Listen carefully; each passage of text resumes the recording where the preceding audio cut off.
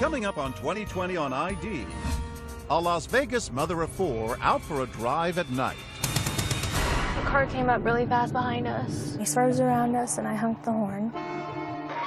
That mother supposedly followed home, gunned down. I was screaming and crying, saying, Mom's been shot, Mom's been shot. The hunt for her attacker is on. Her family destroyed by grief. That's quite white. But was the first story in the headlines Apparent incident of road rage. the entire story? Wait, what happened? A lot more complicated than the first reports of road rage. What really happened that night? We put all the pieces together. Witnesses telling what you've never heard before. And the first words out of his mouth, I got them. The victim painted as a villain. People start to wonder, should I be feeling bad for her? Are you all happy? You made my wife look like an animal. And the suspect with his own story to tell. Every direction I went, she would just follow. In this story, nothing is as it appears to be. And whatever happened in Vegas doesn't stay in Vegas. If this were a movie, it would almost be too unrealistic. A dangerous intersection. Welcome to 2020 on ID. I'm John Quinones. It's a tale that seemed all too familiar. A heated exchange between two strangers leads to road rage and then murder. But in the story you're about to see, as the truth unfolds, it reveals a knot of tangled relationships, mistaken identity, and overwhelming fear. As Deborah Roberts first reported in 2015, no one could have seen this chance encounter going so terribly wrong. It's a cool Thursday night in America's favorite adult playground, Las Vegas, and the Strip is already jumping. But across town, near another playground in a part of Vegas where people actually live, a local mom's about to set a mystery in gear. She pulls in and she smiles and she's like, I don't need you crashing the car. 44-year-old Tammy Myers is giving her 15-year-old daughter, Crystal, her first driving lesson. At 10 o'clock at night? Why would you go for a driving lesson at night? I wanted to go at night because, there's no cars around that you can possibly hit. And why'd you pick that area? It's close to home. So Tammy steers her 1993 Buick from the family home on Mount Shasta Circle to this empty parking lot at a nearby junior high school. A parking lot that's just wide open. Tammy and husband Bob have raised 4 kids in this neighborhood, teaching them all to drive right here. So you didn't think anything about the fact that they were going driving late at night? We live in Las Vegas. We're a 24-hour town. That night, Bob is 300 miles away on business in Kernville, California, a traveling vendor selling hats and T-shirts at local fairs and sporting events. Son Robert Jr. is with him, the others back in Vegas, the eldest Brandon at home. And everything was good. Everybody was happy. Here's how Crystal says it all played out. Back in that parking lot, she takes the wheel, delicately maneuvering the car, delighting in every turn.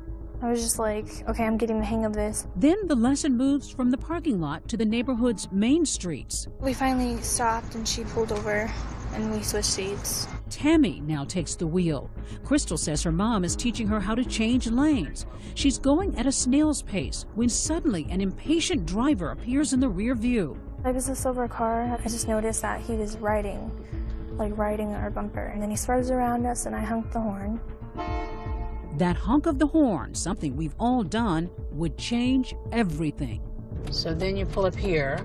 She turns right and right about here. When Crystal says that silver car suddenly sideswipes them. And we had to stop really hard. Who is this guy? Do you know? No, I didn't recognize him. Were you scared? Yeah, I was. I was really scared. And he gets out the car. It's okay. Take your time. And he says, I'm going to kill you and your daughter. He says, I'm going to kill you and your daughter? Yeah. In a panic, Crystal says they flee the scene. But what happens next is a puzzle we piece together. Everyone agrees that sometime after 11 o'clock, 2 cars barrel down Mount Shasta Circle to the end of the cul-de-sac where the Myers live. That old Buick driven by Tammy and a 4-door silver sedan driven by a mystery man in hot pursuit with a gun. You heard the shots? Yeah, I was looking and heard the shots. Did you know she had been hit? Yeah, I was screaming. He said, "Mom's been shot, Mom's been shot."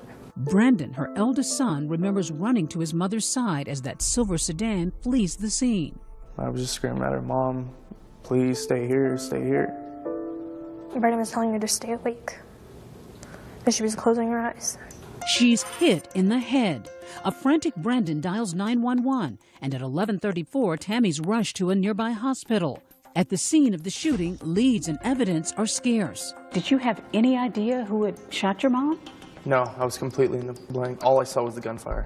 Back in California, Bob Myers gets fragments of the story over the phone from a distraught Crystal. And she said, "Dad, I saw it. There was blood everywhere, all over Mom's head and face."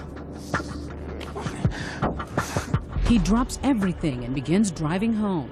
And what's happening in your chest at this moment? I'm like, what's going on here? How fast are you driving? 100 miles an hour. Every thought saturated with concern for his wife of 25 years, the family matriarch who'd earned the name Mama Bear. What kind of a force was she in the family? She was the backbone of the family. She was everything to the family, the business, the kids, me. You know, she was the godmother of all, you know, in our home. She was the prankster, the jokester, a loving wife and a good mom. Didn't have a mean bone in her body. It's not until the early morning hours of February 13th when Bob, still on the road, gets a call from police. He says, "Mr. Myers, it started off as a road rage. They followed your wife home and shot your wife." Frantic, he wants to know more and begins calling TV stations, asking for updates and granting interviews. I'm speechless.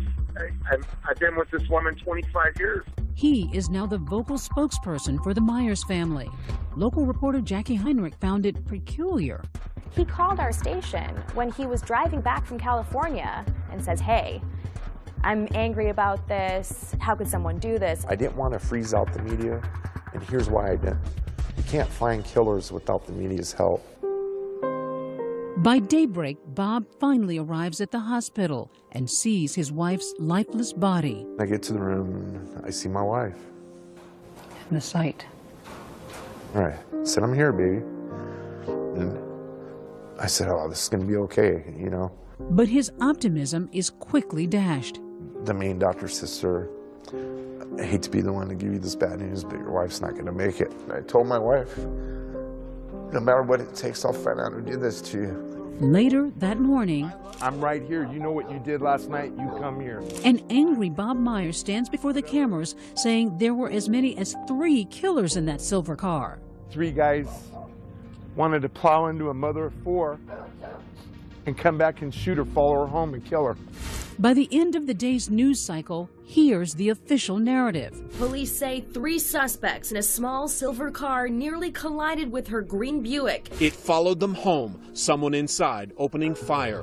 As the Buick becomes a makeshift memorial, Tammy Myers appears to be yet another victim in an endless string of road rage incidents. Los Angeles, Tampa, Randleman, North Carolina. And this scene in Austin, Texas. 2 men in the middle of traffic going at it with a baseball bat and a wooden pole. But this one is unlike any other. A mom cut down in her own driveway. Road rage mystery in Las Vegas. The mother shot after teaching her daughter how to drive. But despite all the attention, no arrests. The next day, February 14th, a heartbreaking Valentine's Day. Vegas police released this security video of the silver sedan cruising the neighborhood around the time of the shooting, and with it, this composite sketch. Police say this is the face of one of the suspects. Police say it's Crystal's description of one of the strangers in the car that sideswiped her and her mom, threatening to kill them. He's a big guy, 6 feet tall, weighing about 180 pounds. As far as we can tell, there was no prior contact with these individuals. They are complete strangers. There's a manhunt for this unknown guy, instilling fear in everyone across the valley. Everyone's like, could this happen to me? Neighbors are too afraid to show their faces with that suspect still out there. That night, an agonizing moment for Bob Myers. At 7:05, he disconnects his beloved wife from an artificial respirator. I'll always have a wife. She'll never leave my heart. But she's gone. I didn't want my baby to suffer, but I didn't want her to go either. You know, to have to say it's okay to turn off the switch to let your wife go. So you had to do it. Had to. But before Tammy Myers can have a funeral, she's about to be buried. It's like they were murdering her all over again, repeatedly, daily. Tammy Myers went looking for the driver. Are you happy? As the story takes the first of what will be many sharp turns, was the innocent victim really all that innocent? Maybe this isn't what I thought it was in the beginning. And a young woman with inside knowledge about that night. But to break the case, she must find the courage to turn in a friend. You called the police. What did you say? Everything. Stay with us.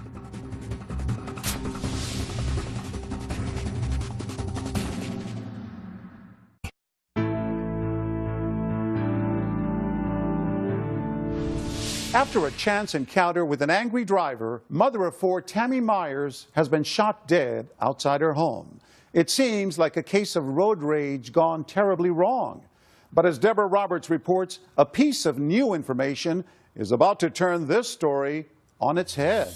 The mother targeted. The hunt for her attacker is on in what's being called a case of road rage. She was a good woman and she didn't deserve this.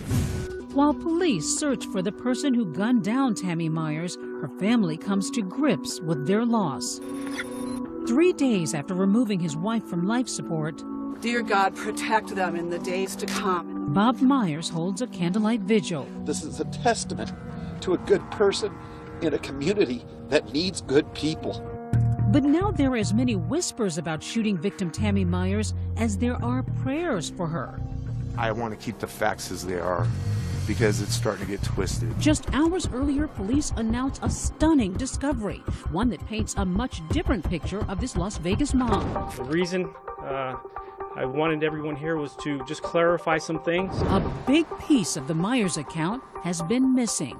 Turns out, between that alleged road rage incident and the shootout, Tammy Myers returned home with no one in pursuit, dropped off her daughter, and instead of dialing 911, picked up her son, who's armed with a gun, and went back on the road. She tells her 15-year-old daughter to wake up her son, who was in bed, and have him come outside and get in the car with her so that they can find who frightened them while they were on the roadway. She got her 22-year-old son to get his weapon. I mean, people start to wonder, should I be feeling bad for her? Local reporter Jackie Heinrich says that surprising and late disclosure changed the whole tone of the story. When the police held a press conference and said, actually, Tammy Myers went back out, then they started to think, maybe this isn't what I thought it was in the beginning. Suddenly, the family is feeling the burn of online hate, with comments like, "Am I the only one who's glad she got shot?" It was a firestorm of people just upset with what they had been told and what they'd been led to believe by the Myers family. On social media, people began to really turn on your wife and your son. Well, it bothered me. All of them did, because my wife wasn't a troublemaker. Bob is suddenly doing damage control, insisting that this is not a vigil for a vigilante. My son is not an animal. My son is a hero in my book. So what's Brandon's story? He says his mother was convinced that road rager was headed to the house to make good on his death threat. She said, someone's trying to kill us, we need to go now. I'm like, why don't we call 911? You said, let's call 911. Yeah, and she goes, we need to get away from the house. They're trying to hurt us. How scared was she? How was she acting? Like, it was just something I've never seen before. She goes, we need to go now, get in the car, or I'm leaving without you. Did you go back for your gun? No, before I left out the door, I grabbed it. Brandon's gun, a registered Beretta 9mm pistol. Why'd you grab the gun? Just safety precautions. Someone's trying to hurt my family, so I'm gonna come protect them. Brandon claims that, you know, he only went with his mom because she asked him to, and he tried to hold her back and restrain her. But in the end, he got his gun, he got in the car, and he went out looking for these people. Brandon takes me on a drive to relive that night with his frightened mom behind the wheel. And she just, like, hell, her mouth was open. She was terrified. He points out the spot where he says his mom and sister were sideswiped by that angry driver. Happened right here. Right here. Do you see any cars? No, nothing. So he says they call it a night and head home. Still no cars, nobody's coming near you. No one's near us. Completely, it's a ghost town. But then, just as they make a right turn by the junior high school, he says they spot a silver car. So they were right here in front of us. She saw the silver car right here. It was literally right here in front of us. Things would escalate, leading to the shootout in the cul-de-sac, with both Brandon and that mystery shooter exchanging more than 20 rounds. But the exact how and who of the incident still puzzles police. That is, until this woman picks up a phone and drops a dime. You called the police. I felt that I had to. Were you conflicted? Absolutely. I still am, even sitting here. Nearly a week after the shootout, investigators interview this woman, Caitlin Christian. For the first time, she's sharing her story about the night Tammy died. It was about 3 o'clock in the morning. I was sleeping. My phone was going off the wall. She says it's 19-year-old Eric Nausch, a wannabe rapper and pot dealer seen here in his Instagram photos. Caitlin says he's a close friend with whom she shared everything. You just connect with certain people, and Eric and I had a connection. He had lost his father as he was a kid. I lost my mom when I was a kid, so instantly that just connects people. And so he had that loyalty that I have as well, and so we just became good friends. And that loyalty's about to be tested. It was, I need to come over, something important. How did he sound? Disheveled, you know, shooken up. Caitlin says Nausch comes over to her apartment, confessing to a shooting in his neighborhood. And the first words out of his mouth is, I got them. Telling her he may have shot a rival drug dealer. And then he showed you something. Mm-hmm. What did he show you?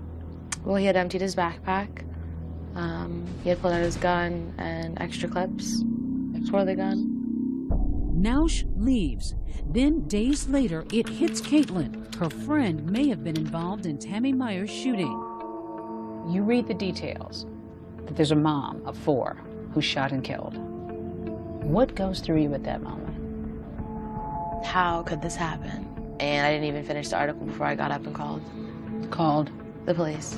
She makes a wrenching decision to turn in her trusting friend. And how did you feel after the conversation once you told them what you knew? Terrible, but there's always a right and a wrong. The next day, SWAT team squad cars surround Eric Nausch's home. He's holed up inside. Our Las Vegas affiliate, KTNV, is live on the scene. Right now, we are in the tactical phase of attempting to take a suspect into custody. Caitlin says she's texting Eric nonstop. So you were trying to convince him to surrender? Right. Still a very confusing scene out here as everybody is arriving here on scene. One of those arriving is the suspect's mother, who's in obvious distress. Guys, please, guys, get back. Please! Turn your phone off! But as the standoff drags into its second hour, questions in this already complex case are multiplying. For one thing, Eric doesn't even drive, and he bears little resemblance to Crystal Myers' description of the shooter. I mean, he's really small. He's nowhere near 6 foot. And just as bizarre, the location of his house, just a block away from the Myers residence on Mount Shasta Circle. We go through the play-by-play on this map with ABC legal analyst Dan Abrams. The irony being that the suspect is right around the corner from this family. They're out looking for some composite sketch of some guy in a road rage incident, and little do they know that it's a block away. You can literally see his home from my front door. And you walked over to his home really angry. Pajamas and all. That's my wife. You were yelling. Oh, I was upset. No, it ain't okay. Bob Myers is devastated, the police stopping him from getting any closer. And in that moment, his understandable grief turns to unforgiving anger. Are you all happy? You made my wife look like an animal and my son. There's the animal a block away. Are you happy? My wife was a victim. She lost her life. And it's like they were murdering her all over again. Repeatedly, daily. Finally, a shirtless Nausch surrenders. Suspect has been taken into custody. Suspect is en route to headquarters to be interviewed. Yes, police have questions, but nobody's prepared for the shocking answers. This story's not right. My name's getting thrown in. Nausch is about to spin a whole new version of the story. When we come back, Eric Nausch says road rage had nothing to do with it. I just had threats on my phone. And claims Tammy Myers was stalking him. Every direction I went, she would just follow. Everywhere I went, that car was there. Stay with us.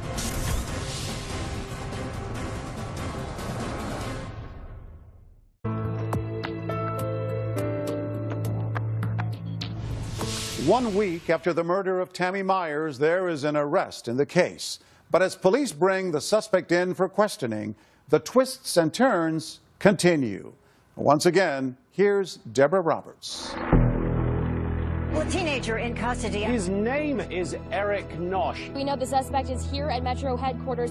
While the media churns the news of Eric Nausch's arrest, the 19-year-old suspect himself is alone with his thoughts, slumped across an interrogation table, while others are thinking, just who is this kid? His Instagram account is full of photos of what appear to be drugs. By all accounts, Nausch is a wannabe gangster rapper and low-level drug dealer known on the streets as Baby G, the kind of guy who ends up either famous or in jail, or in this case, both. You got your water? All good? Mm-hmm. All right. But his close friend Caitlin Christian sees him more as a lost child whose father committed suicide in 2010 and is now living with his mother and a baby sister. Eric is a good person. Eric has a huge heart. Was he a troubled kid? I don't believe so. He wasn't a violent person. I believe that there's a void when a parent's not there, but I don't think he was a troubled individual, no. Nausch may be in need of a father figure, and Detective Clifford Mogg is happy to oblige, kicking off the interview with a laid-back Miranda warning. I just need to advise you of your rights, and then I want to talk about you. All right, you have the right to remain silent. After some friendly talk, So, tell me about Eric. the cuffs are off, trust building, You'll be cool with us, aren't you? and very slowly Detective Mogg starts pulling the string. In your mind, what's this all about? Tell me. Well, you guys think that I did something. Nausch says he's no killer, just a pothead who likes to light up at Anson Park. Curiously, the park just across the street from the junior high school where Tammy Myers was giving that driving lesson. The park has always been my #1 spot. But Nausch says on the night of Tammy's murder, he was hanging out at this guy's house, Yeah, murder, murder, murder, murder, kill, kill. a local rapper named Young Crane. I went over there sometime between the afternoon and I was there until the next morning. Then talk of weapons. Have you ever been in possession of any handguns, real guns? Yeah, but I got rid of it. When? Probably about like a month ago. So describe the gun. It was like this big, and it was black and it was silver. Much needed protection, Nausch says, because rival drug dealers had been threatening him and his family. Kids threaten your family or other people threaten your family? Yes. An hour later, detectives finally reveal their hand, letting Nausch know they've already blown up his alibi, because his best friend Caitlin has told them everything. Katie really likes you. She said you were like a little brother to her. Where he'd been, what he'd done, and the gun he did it with. I knew about that gun that you were talking about way before you ever told me. This is crazy, dude. It is. Everybody's trying to see you do the right thing, but everybody realizes that you made a bad mistake that night, okay? And the fact that you sought out Katie to talk to that night, that lets me know that this was really bothering you. Cornered, Nausch can no longer carry the weight on his slender shoulders. Come here, Eric. Look, son, tell me what happened, okay? You gotta get this off your mind. I really no more of those. So tell me what happened. Tell me from the beginning, Eric. Now get ready for Nausch's story, which begins just after 10 o'clock. That night, he's in the park, armed and paranoid over the threats he'd been receiving, when he notices Tammy's Buick circling slowly in the school parking lot. Every direction I went, she was just following. Everywhere I went, that car was there. He says he was sure it was someone stalking him, so he hides and calls a friend to pick him up so he can get away. It was a smooth 30, 45 minutes before I even got in the car, until I knew this car was out of sight. The friend arrives in a silver Audi sedan. Nausch thinks he's escaped his enemies, but almost instantly crosses paths with that Buick once again. They just came out of nowhere. They were following us, and they didn't even turn. He tells police something that surprises them, that someone in the other car was brandishing a gun at him. So far, we have you telling us that these people were waving a gun, okay? Waving a gun out the window. Listen to me. Nobody but you have said that. And he reveals something else that thus far has gone unreported. He fires shots at Tammy's car even before the fatal shooting. And I just cocked it back and I started shooting them. He says the cars separate and he starts heading home. But as he turns onto a street, suddenly they are once again face to face. And go back and they're passing my house, dude. With their arms out and everything, they're passing my house. And Nausch, now panicking, follows that car into the cul-de-sac. I really thought these were the guys they've been threatening me this whole time. When you pulled into the cul-de-sac, what did you see? First thing I seen them running up to the door. That's all I kept thinking is they going to grab more straps. And I didn't let up the bullet I had in there. I got scared. Do you think he had any idea that it was Tammy Myers in that car? No. I full-heartedly, in my soul, believe he had no idea. You know, you can tell when someone's hiding facts or holding back. And he wasn't. He didn't even know if anyone had been struck at this point, let alone who was in the vehicle. He had no idea. After unloading his gun, Nausch flees the scene, thinking he'd protected his family. It's only days later, Caitlin says, they both realize he may have just destroyed one. What was his reaction when he realized that it was Tammy? Nauseating remorse. Like, he could not understand how it happened. How did it go from, I was terrified and these are some punk kids looking for me, to the life of a mother. He saves his biggest surprise for last, telling police Myers is not only one of his neighbors, he knows her, has eaten dinner at her table. So you know the family? I know the whole family, man. Is there anything you want me to tell the family? Like, my intentions were to take someone who was going to harm my family up. Not my homie's mom. Not Tammy. The stunning relationship is confirmed for the first time when Bob Myers later addresses the press. We knew how bad he was, but we didn't know he was this bad. Myers claiming his wife had mentored the troubled youth. My wife spent countless hours at that park consoling this boy. She was really good to him. She fed him, she gave him money, she told him to pull his pants up. Some saw it as odd that you didn't disclose that you knew him to the media at one point, and then later on you did. Because I didn't know. I never knew Nausch's last name. I knew him as Eric. I didn't know until I saw his picture on television. Detectives leave their suspect alone in that room, this time to call his mother and let her know he won't be coming home. Mom, I love you. I love you. Okay, I've already told them everything. The only reason I confessed, Mom, was because they knew everything. But the case is far from closed. Nausch won't give up the driver of the silver sedan and claims no knowledge of any prior road rage incident. The so-called confession has some problems with it. And was there a darker side to the relationship between Tammy and her killer? Mrs. Myers used to come to the park and try to purchase things off of him.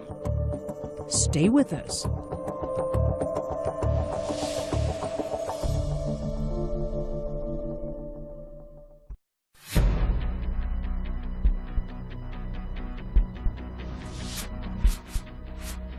"10 days after the shooting of Tammy Myers, a wide-eyed Eric Nausch is ushered into a courtroom for the first time, an image that brings his friend turned informant Caitlin Christian to tears.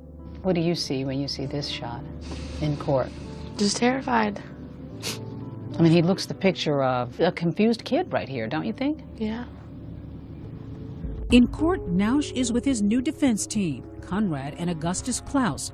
They're known around town for their assertive advertising, and now for an assertive defense. We are conducting our own investigations, and some of those already appear to be bearing fruit. The Klauses want that interrogation tape tossed out, And I just cocked it back and I started shooting on him. saying their client had smoked pot right before surrendering to police and was impaired while making those statements. The fact that our client was high and the police knew it compromises the result. But they're not just betting on a technicality.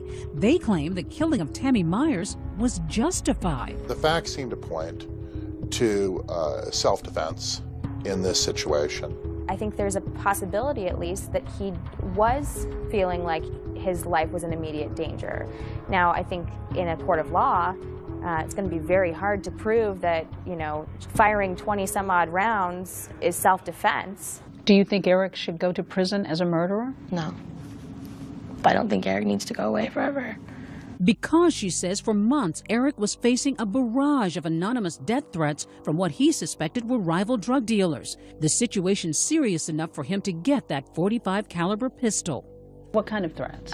He said they would come through text messages, phone calls, Facebook messages. He didn't know who they were, but that they were going to skin him, skin his baby sister alive, take care of his mom as well. You saw the actual text messages? Absolutely. And as Nausch says repeatedly in his interrogation video, he thought they'd come for him the night of February 12th. In his mind, it's they threatened me. This was them coming at me. This was me protecting myself. And she believes Nausch's claim that he saw someone pointing a gun at him from Tammy's car, prompting him to begin shooting. But there's no doubt in your mind that he felt that somebody waved a gun at him, that he saw that. Absolutely. There's no doubt in my mind that he felt absolutely threatened, that it was me or it was them. But Brandon Myers insists he never revealed his gun. Did you wave your gun? No, not at all. Given the Myers family's previous omissions, Jackie Heinrich has trouble believing them. Her suspicions turbocharged by rumors among people who knew Nausch, like Anthony Lee, and what they claim was the true nature of the relationship between Tammy and Nausch, mentor and mentee, or something more sinister. Mrs. Myers used to come to the park and try to purchase things off of him. Find out that it has more to do with drugs than mentorship. Heinrich points out that investigators found the painkiller oxycodone in Tammy's purse. We don't know if that is related to their relationship or if that's separate, if that's totally on the up and up. Nausch never mentioned anything of the sort in his interrogation, but the accusations lead to headlines like this, suggesting the shootout wasn't about aggressive driving at all, but about dirty drug dealing. The one thing that we can positively say at this point is that this case was not about road rage. But according to Bob Myers, it was all just the defense trying to muddy the waters, one of many off-the-wall theories his family has had to knock down. It's just one thing after the other. It's like my daughter was pregnant by him and they were in a relationship, or my wife was in a relationship with him, or it was a drug deal gone bad. Did anybody in your family ever buy drugs from him? Definitely not.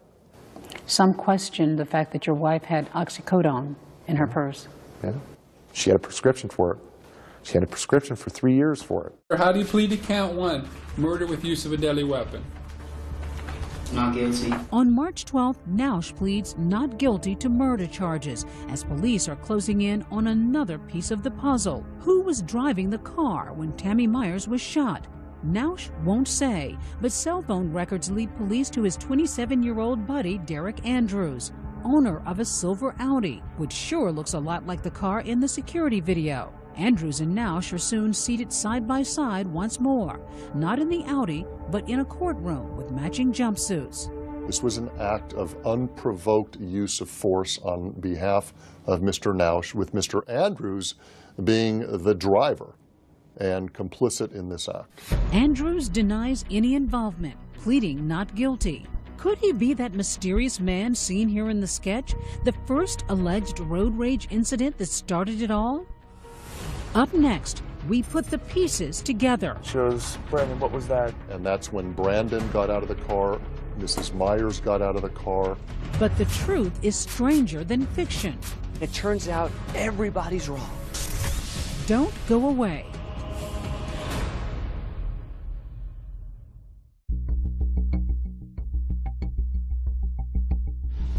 With arrests made, suspects in custody, and charges brought, finally, the prosecution's story, the version jurors will hear at trial. DA Stephen Wolfson thinks he can finally explain what happened the night Tammy Myers was killed. There's no evidence to support that Mrs. Myers was doing anything other than being out with her daughter, giving her daughter some sort of driving lessons. Wolfson believes Crystal Myers. Yet what happened next is a series of bizarre, tragic coincidences, the odds of which, even by Vegas standards, are incalculable. 10:10 p.m. Tammy's offering that driving lesson to her daughter in the school parking lot. By coincidence, Eric Nausch is in a park across the street. He's carrying a .45 caliber handgun and the weight of the world on his shoulders after death threats from some rivals. Now this is a kid, in my opinion, who had a .45 caliber weapon that speaks volumes. A .45 caliber is a huge weapon. Nausch notices the Myers vehicle and its slow-moving maneuvers and apparently misconstrues that as a threat. He thinks the driver is stalking him. And nobody seems to dispute that it all started right here in this junior high school parking lot. Just out for some driving lessons. 10:50 p.m. After the driving lesson, Tammy Myers gets back behind the wheel and begins heading home. 10:56, she sees a silver sedan speed up behind her and pass aggressively. Her impulsive teen daughter makes a fateful decision. Crystal reaches over and slams on the horn. If that horn hadn't been honked, none of this probably would have happened. It's full-on road rage as the silver car pulls in front of the Myers. Crystal says the driver hops out, walks toward her mom's car and says, "I'm gonna kill you and come back for your daughter." We'd be very interested to find out who was in that other car, because we don't believe it was Mr. Nausch. Back at the park, Nausch is being picked up by friend Derek Andrews, coincidentally driving a different silver sedan. Meantime, Tammy Myers makes it back home, and instead of dialing 911, drops off her daughter and picks up 22-year-old son Brandon, who grabs his pistol. He happens to be a registered handgun owner. It was a mistake on her part, in my opinion, but it is what it is. The search begins as mom and son take off looking for the road rager. Moments later, they locate him, or so they think. We pulled up. Boom, they were right here in front of us. She saw the silver car right here. It was literally right here in front of us. What does she say when you see the car? Brandon, that's them. Those are the ones that threatened to kill me and your sister. A chance encounter and what would be a fatal case of mistaken identity, as Tammy has the right color but the wrong car, one occupied by Nausch and Andrews. It's right here that she thinks she's found the car. And it's at that same moment that Nausch thinks he's being followed by this green car. So now you have both of them mistakenly paranoid about the other. When Nausch spots the stalking green Buick, the same exact one he spotted in the parking lot, he surmises that he's the one about to be attacked. Moments later, shots fired. The first, but not the last time bullets will fly that night. At that point, the evidence says that Mr. Nausch raised his weapon in a threatening manner. This is a loud .45 caliber gun, makes a lot of noise, very intimidating. She goes, "Brandon, what was that?" I said, "Mom, we're getting shot at." At that point, she's shaking. He says he fired some shots there, but he didn't hit anybody. This should have been the end of it, which is Nausch has now gotten to threaten the drug dealers who he thinks are behind him. He's fired his weapon. They've learned their lesson. Both cars speed off. Myers and Nausch each heading home, taking parallel streets. But remember, they live only a block apart, and in the final, cruelest twist of fate, find themselves headed for disaster as they turn toward their houses, winding up on the same street. The Myers pull into the cul-de-sac. Derek Andrews follows them in. And that's when Brandon got out of the car, Mrs. Myers got out of the car. There's no evidence to suggest that Brandon or Mrs. Myers did anything to legally provoke and give Mr. Nausch the legal right to use deadly force. The minute he follows them into that cul-de-sac, he's now become a threat. What did you think was about to happen at that point? Did you think there was going to be a shootout? No, until they started shooting. And everything was like slow motion, like very slow pace. It was weird. Nausch empties his .45 and reloads. The evidence will show Mr. Nausch, in an unprovoked way, for stupid reasons, chose to drive down in a neighborhood that he was familiar with.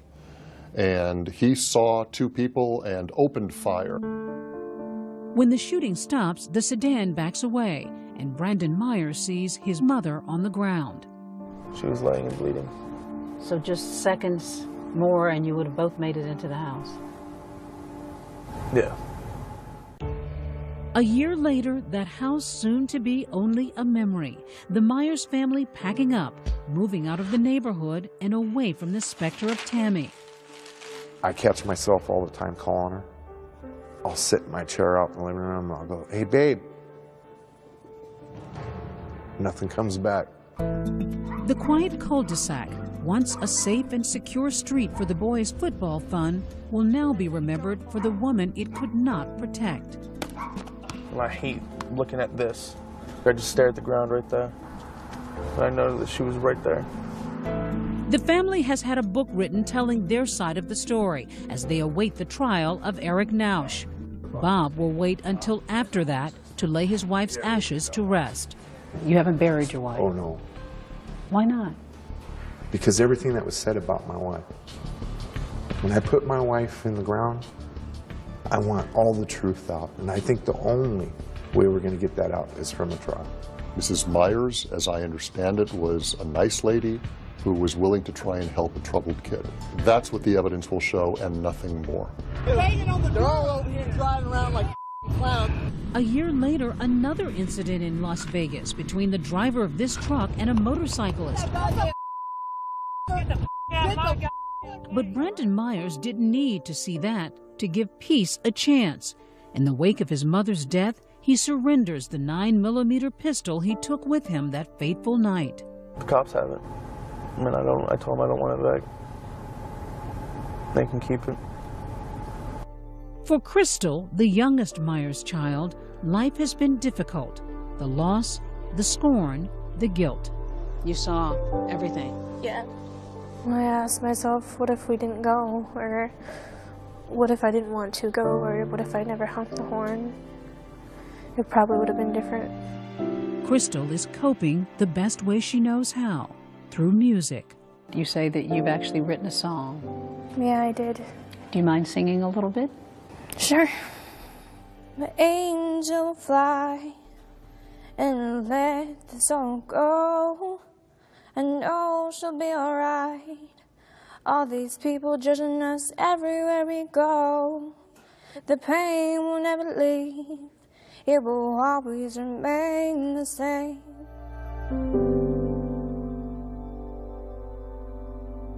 In the end, the Myers family did not see the trial they had been waiting for. In March 2016, Eric Nausch changed his plea to guilty for second-degree murder. He faces a possible maximum sentence of life in prison. Derek Andrews also changed his plea to guilty of voluntary manslaughter and accessory to murder. He faces a maximum of 15 years in prison. I'm John Quinones. Please join us next time for another edition of 2020 on ID.